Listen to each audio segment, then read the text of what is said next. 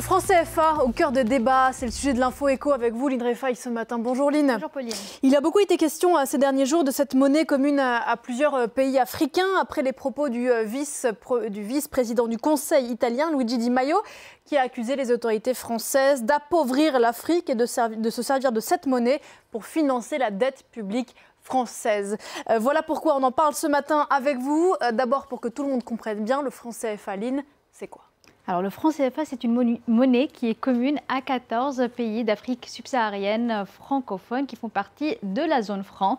La zone franc qui comprend également les Comores qui ont eux leur propre monnaie, qui est donc le franc comorien. On voit ici l'ensemble des pays donc, qui ont le franc CFA comme monnaie. Le franc CFA est donc une monnaie qui est arrimée à l'euro, qui a un taux de change fixe avec l'euro qui est donc de 1 euro pour 655 francs CFA. C'est un taux de change fixe qui n'a pas bougé depuis un quart de siècle. Et puis avant l'arrivée de l'euro, donc avant 1999, le taux de change était fixé également par rapport au franc français. Alors quelques mots d'histoire pour mieux comprendre cette monnaie, ce franc CFA. Il faut savoir qu'il est né après la Seconde Guerre mondiale, à la fin de l'année 1945. Et le premier nom de cette monnaie, eh bien, c'était franc des colonies françaises d'Afrique. Mais le nom va évidemment évoluer et on va avoir deux noms pour désigner ces trois lettres, ces trois initiales que sont CFA. D'abord, ça sera le franc de la communauté financière africaine pour les pays qui sont ici en rouge sur cette carte. Et l'autre nom, c'est franc de la coopération financière en Afrique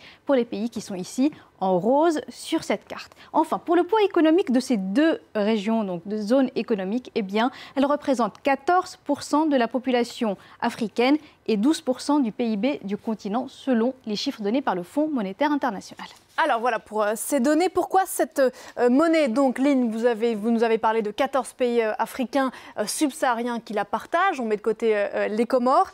Quels en sont les avantages ?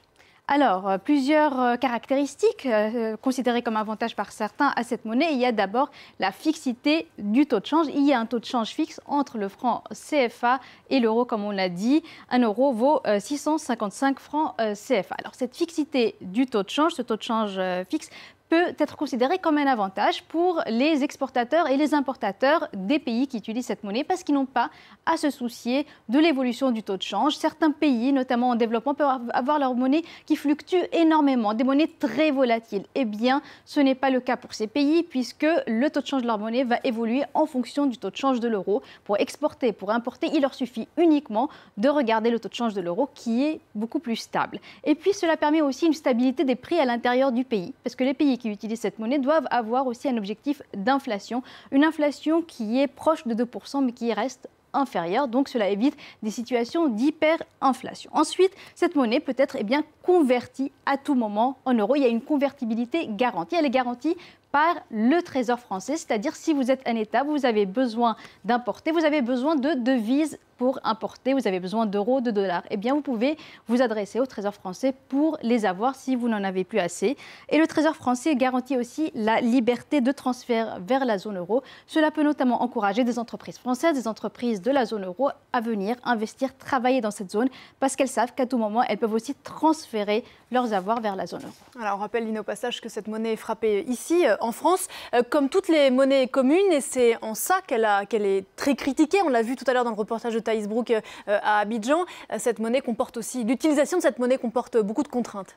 Oui, des contraintes liées à la présence d'une monnaie commune. On en a souvent parlé pendant la crise de la zone euro. Et bien également, il y a des contraintes ici pour le franc CFA, notamment l'absence de politique de change. Si vous êtes un pays qui fait face à une crise, vous avez par exemple besoin de dévaluer votre monnaie, c'est-à-dire de réduire la valeur de votre monnaie pour rendre vos exportations plus compétitives en temps de crise, eh bien ce n'est pas possible. Cet outil qui est la politique de change, vous ne pouvez pas l'utiliser. Également, par exemple, quand l'euro va avoir sa valeur augmentée, eh bien la valeur du franc CFA augmente aussi, ça rend vos exportations moins compétitives. Et puis, on cite aussi des contraintes liées par exemple au fait que les banques centrales des pays qui utilisent le franc CFA doivent avoir des dépôts de devises auprès du Trésor français, à peu près 50% de leur stock, de leurs réserves de change doivent être déposées auprès du Trésor français. Enfin, parmi les propositions évoquées par certains pour faire évoluer cette monnaie, c'est d'avoir une fixité du taux de change, non pas par rapport à l'euro, mais par rapport à un panier de devises comme le dollar, la livre sterling et aussi le yuan chinois. Pourquoi pas une monnaie aussi, plutôt une zone économique, un pays avec lequel l'Afrique échange beaucoup. Merci beaucoup Lynn pour cette info éco consacrée donc ce matin au franc CFA qui est en débat plus que jamais aujourd'hui. Notre focus nous permet de rester sur le continent.